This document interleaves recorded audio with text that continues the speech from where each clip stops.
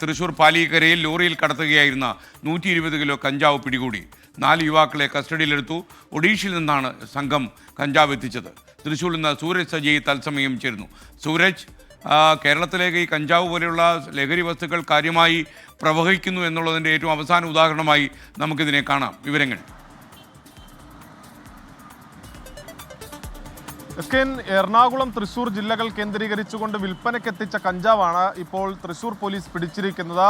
ഈ റൂറൽ പോലീസിന് ലഭിച്ച രഹസ്യവിവരത്തിന്റെ അടിസ്ഥാനത്തിൽ ഡാൻസ് ഓഫ് ടീം നടത്തിയ പരിശോധനയിലാണ് ഈ 120 കിലോയിലധികം വരുന്ന കഞ്ചാവ് പിടികൂടിയിരിക്കുന്നത്. ഇതിൽ ഏറ്റവും പ്രധാനപ്പെട്ട കാര്യമായി ഇവർ ചൂണ്ടിക്കാണിക്കുന്നത് ഒഡീഷയിൽ നിന്ന് ഈ കഞ്ചാവ് കടത്തുകയായിരുന്നത് മുന്തിയ ഇനം കഞ്ചാവ്, ഒഡീഷയിൽ ലഭിക്കുന്ന മുന്തിയ ഇനം കഞ്ചാവാണ് ഇവർ ലോറിയിൽ കടത്തിയത്.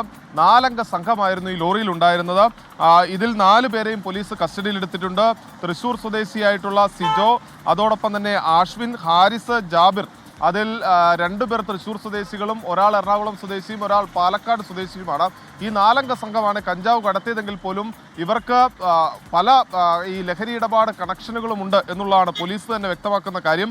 അതോടൊപ്പം തന്നെ ഇപ്പോൾ ഒരു വിവരം കൂടി ലഭിക്കുന്നത് കേരളത്തിലേക്ക് ലഹരിമരുന്ന് എത്തിക്കുന്ന സംഘത്തിലെ പ്രധാന കണ്ണികളാണ് ഈ പിടിയിലായവർ എന്നാണ് പോലീസ് തന്നെ ഔദ്യോഗികമായി ഇപ്പോൾ വ്യക്തമാക്കുന്ന ഒരു പ്രധാനപ്പെട്ട കാര്യം. എന്തായാലും വലിയ ഒരു കഞ്ചാവ് വേട്ടയാണ് ഇപ്പോൾ പാലിയക്കരയിൽ ഉണ്ടായിരിക്കുന്നത്. തുടർ നടപടി ഇതിന്റെ ഭാഗമായി ഉണ്ടാകും എന്നുകൂടി പോലീസ് അറിയിക്കുകയും ചെയ്യുന്നുണ്ട്. Okay, thank you.